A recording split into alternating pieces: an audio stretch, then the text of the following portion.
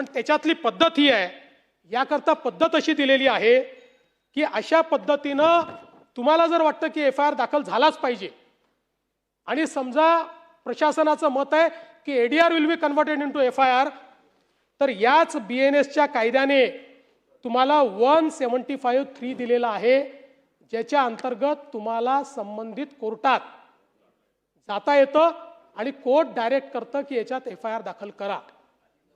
त्यामुळे हा जो काही कर्नाटकने जे काही केलेलं आहे तुमच्या मनात नसेल, पण हे कर्नाटकने राजकीय दृष्ट्या महाराष्ट्रामध्ये इन्व्हेस्टिगेशन नीट चाललेलं नाही, कुठेतरी इन्व्हेस्टिगेशन डिरेल करण्यात येत आहे, कुठल्या तरी दबावाखाली इन्व्हेस्टिगेशन चाललंय, अशा प्रकारे महाराष्ट्राची मानहानी व्हावी म्हणून कर्नाटकने हा रजिस्टर केलाय. अन्यथा नाही, याला शेमचा विषयच नाही. नाही एक मिनिट.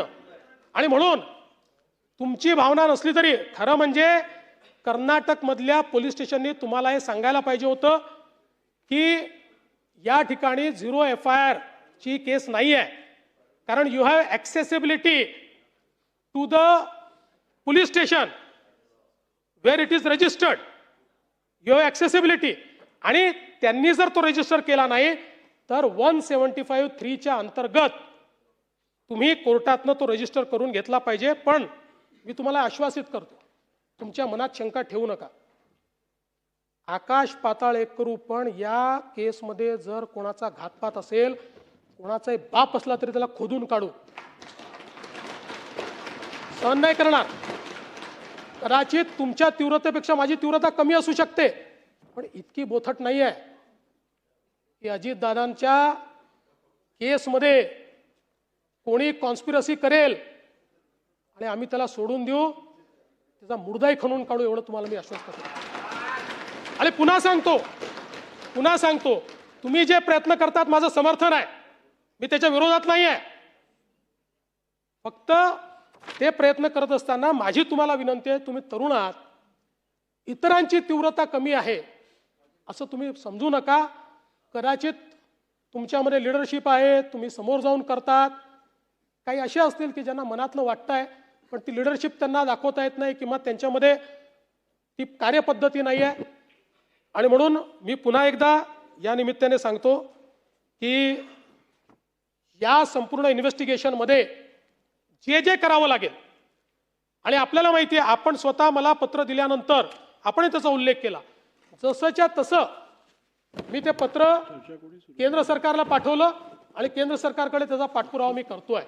आणि म्हणून निश्चितपणे या संदर्भात मला असं वाटतं की कोणत्याही परिस्थितीमध्ये आपण यात काहीही चुकीचं हे होऊ देणार नाही, हे या निमित्ताने मी आपल्याला सांगतो. खरं म्हणजे कायदा आणि सुव्यवस्थेच्या संदर्भात बोलत असताना नानाभाऊ नाही आहेत. नानाभाऊंनी नरेंद्र मेहतांचा काहीतरी भूमाफिया म्हणून पत्र आलं आहे अशा पद्धतीनं काहीतरी विषय मांडला. आपल्या सदनाचे सदस्य आहेत. मला नानाभाऊंना एवढंच सांगायचं आहे, ते भूमाफिया असतील, तसा पुरावा असेल माझ्याकडे द्या, मी त्यांच्यावर कारवाई करायला तयार आहे.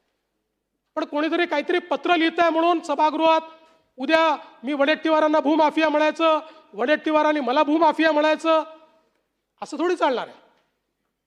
काहीतरी पुरावा असला पाहिजे ना. कोणी महसूल मंत्र्यांनी म्हटलेलं आहे, मागे त्यांना सांगितलं की चुकीचे तुम्ही पुरावे घेऊन येताय. आणि दरवेळेस ते विषय मांडल्यानंतर शेवटी या सभागृहातल्या प्रत्येक व्यक्तीचं काही ना काही तर त्याची इब्रत आहे, इज्जत आहे. आणि मी सांगतो ना, त्यांच्याकडे पुरावा असेल, नरेंद्र मेहता माझ्या पक्षाचे असले तरी पहिला त्यांच्यावर कारवाई करणारा मी असेल. अध्यक्ष महोदय, या निमित्ताने काही विषय अजून महत्त्वाचे आहेत.